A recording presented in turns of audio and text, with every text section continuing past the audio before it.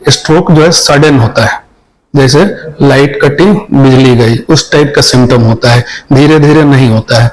तो उदाहरण स्वरूप ब्रेन के जिस एरिया में गड़बड़ी होगी उस एरिया का फंक्शन चला जाएगा। लकवा दो प्रकार का होता है, एक तो हुआ ब्लड क्लॉटिंग के चलते, दूसरा होता है ब्लीडिंग के चलते, ब्रेन में कहीं ब्लीड हो गया। मिर्गी के विविध लक्षण है, अलग अलग एज ग्रुप में या फिर एक ही मरीज में दो प्रकार के या उससे ज्यादा प्रकार के सीजर हो सकते हैं।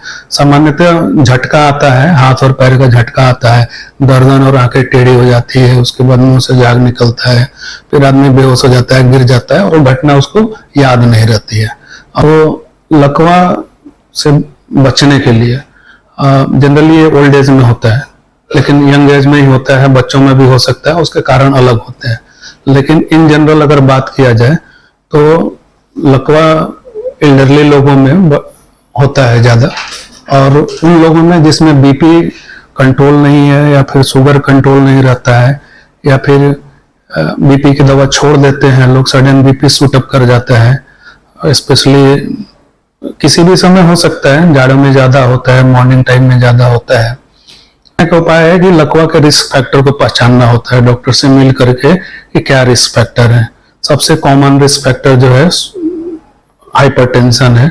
हाइपरटेंशन हमेशा कंट्रोल रहना चाहिए। बीपी जो है डायनेमिक होता है, नॉर्मल आदमी का भी बीपी जो है घटते बढ़ते रहता है, लेकिन एक उसका रेंज होता है, उस रेंज के ऊपर जो है बीपी ऊपर वाला हो चाहे नीचे वाला बीपी हो क्रॉस नहीं करना चाहिए। 24 घंटा रात सुबह शाम सब टाइम जो है बीपी कंट्रोल रहना चाहिए पहला चीज।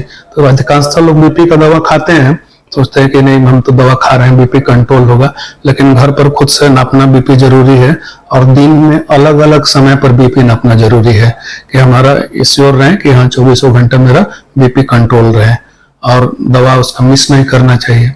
सेम चीज शुगर के साथ है कि शुगर जो है कंट्रोल रहना चाहिए, अगर कंट्रोल रहेगा तभी डायबिटीज की दवा खाने का कोई मतलब है जी। मिर्गी तो पहले पहचानना जरूरी है कि असली मिर्गी और जो स्यूडो सीजर बोलते हैं फंक्शनल सीजर, तो एक चीज हुआ। दूसरा चीज मिर्गी के विविध लक्षण है, अलग अलग एज ग्रुप में या फिर एक ही मरीज में दो प्रकार के या उससे ज्यादा प्रकार के सीजर हो सकते हैं। सामान्यतः झटका आता है, हाथ और पैर का झटका आता है, गर्दन और आंखें टेढ़ी हो जाती है, उसके बाद मुंह से झाग निकलता है, फिर आदमी बेहोश हो जाता है, गिर जाता है और घटना उसको याद नहीं रहती है, और उसके बाद मरीज जो है थका हुआ महसूस करता है, सोने का मन करता है, तो ये हो गया। लेकिन इसके अलावा भी कई सारे प्रकार हैं, वो डिपेंड करता है कि ब्रेन के किस रीजन से मिर्गी हो रही है, उसके आधार पे उसका सिम्टम होता है। अगर हमारे पिछले ब्रेन के पिछले हिस्से से मिर्गी आ रही है तो हमको देखने में प्रॉब्लम होगी मिर्गी आने के पहले, थोड़ा देर के लिए धुंधलापन दिखाई देगा, अलग अलग रंग बिरंगा कलर दिखाई देगा। फिर अगर हमारे पैराइटल लोब या ऐसा फ्रंटल लोब से ऐसा आ रहा है फिट्स जो है, तो उसमें शरीर में झिनझिनी होती है और उसके बाद कन्वल्जन होने लगता है, और कई बार थोड़ा सा मुश्किल होता है उसको पहचानना। अगर टेम्पोरल लोब से है या ब्रेन के इंसुला से अगर फिट्स आ रहा है तो उसमें आने के पहले मरीज को कुछ सेंसेशन होता है, हो भी सकता है नहीं भी हो सकता है। कुछ प्रकार के सेंसेशन जैसे पेट में अजीब सा सेंसेशन होना, डर होना या फिर पुरानी बातें याद आना, ये थोड़ी देर के लिए होता है और फिर उसके बाद पेशेंट को वो अपने वातावरण से कट जाता है। जैसे आप कुछ बोल रहे हैं, पेशेंट अपना कुछ एक्टिविटी कर रहा है, कभी कभी हाथ जो है फिंगर को ऐसे करना या फिर मुंह को चलाना, जैसे ऐसे चलाने जैसा हो सकता है, उस दौरान मरीज जो है रिस्पॉन्ड नहीं करता है और वो घटना मरीज को याद नहीं रहती है, और ये कभी भी किसी समय हो सकता है, राह चलते हुए, दिन में, रात में, सुबह में, कभी भी हो सकता है जो है। तो और बच्चों में कई बार होता है बार बार ऐसे झटका आना जो है, या फिर जो छोटे बच्चे होते हैं उनमें इन्फेंटाइल स्पाज्म होता है, या फिर अबसान सीजर होता है कि थोड़ी देर के लिए बच्चे रहेंगे और बात करते करते जो इधर ऐसे देखने लगेंगे, और वो उस पीरियड के लिए क्या हो रहा है उनको कुछ याद नहीं रहता है। ये 30 सेकेंड्स के लिए होता है, मिनट के लिए भी हो सकता है, और जनरली ये बच्चों को याद नहीं रहता है। लंबे समय के बाद कोई अगर दूसरा कोई देखने वाला पकड़ ले करे ऐसा क्यों कर रहा है तब वो पता चलता है। तो विविध लक्षण है मिर्गी के, और कारणों की अगर बात की जाए कि किस कारण से ऐसा है, तो अनेकों कारण है, जिसमें से कॉमन जो कारण है कि बच्चा डिलीवरी के समय बच्चे को ब्रेन में ऑक्सीजन की कमी हो गई, एक कारण वो है।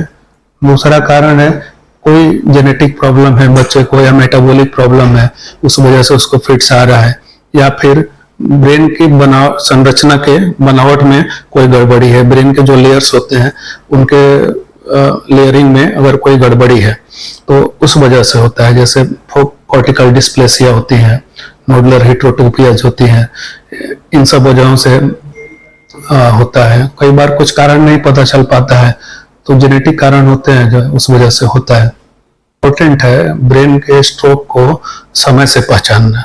दो कारण है, क्योंकि ब्रेन स्ट्रोक के लिए खासकर अगर क्लॉटिंग है, क्लॉटिंग वाली, शुरू में ही मैंने बताया था कि दो प्रकार का स्ट्रोक होता है, एक क्लॉटिंग वाला और एक ब्लीडिंग वाला।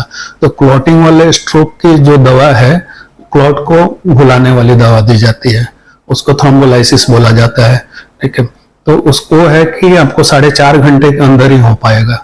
अगर आप जब से सिम्टम ऑनसेट हुआ और आप डॉक्टर के पास 4.5 घंटे के अंदर पहुंच जाइए, फिर सीटी करने में जो टाइम लगे और डिसीजन करने में जो टाइम लगे, उस बीच में वो तुरंत इंजेक्शन देना होता है क्लॉट घुलाने वाली।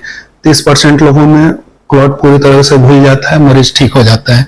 लेकिन कई बार बड़ा क्लॉट है या बड़ी आर्टरी में ब्लॉकेज है, तो उस केस में जो है जान की नसों से ब्रेन में जाते हैं और फिर जाकर के जो क्लॉट है उसको खींच के लाते हैं, कैथेटर से जो है स्टेंट लगा करके उसको खींचते हैं जो है। तो ये भी जो है जितना जल्दी किया जाए तभी इसका फायदा होता है। तो सबसे पहले अवेयरनेस की जरूरत है। दो चीज जानना जरूरी है, एक कि हाँ क्लॉट स्ट्रोक का जो है मेन इलाज ये है, एक्सरसाइज और ये सब बाद की चीज है। तो तुरंत स्ट्रोक को पहचानना जरूरी है कि हम जल्दी से जल्दी बिना 1 सेकेंड बर्बाद करें। 1 सेकेंड में मिलियंस ऑफ न्यूरॉन्स मरते जाते हैं, तो इसीलिए जितना जल्दी हो तुरंत डॉक्टर के पास पहुंचे। तो उसके लिए स्ट्रोक को पहचानना जरूरी है।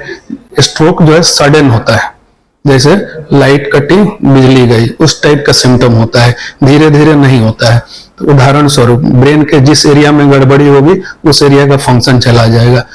जैसे कॉमन सिम्टम्स जो होते हैं, चेहरा का टेढ़ा हो जाना या हाथ का उठना बंद हो जाना, पैर से चलना बंद हो जाना, खड़े हैं गिर गए, बैलेंस का प्रॉब्लम होने लग जाना, ये सब जो है कॉमन लक्षण है जो है।